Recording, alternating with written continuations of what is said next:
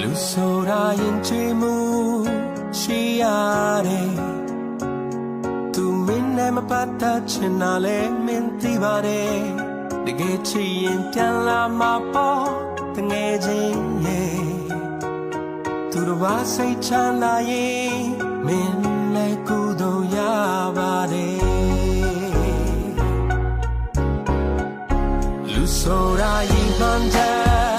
ရှိရတယ်မင်းအချစ်မီလို့မမေ့နိုင်တာလဲသိပါတယ်ဒီအတိုင်းဆိုမဖြစ်ဘူးတငယ်ချင်းရဲ့မင်းချစ်ခဲ့ပြီးပြီပဲစိတ်လျှော်လိုက်တာကော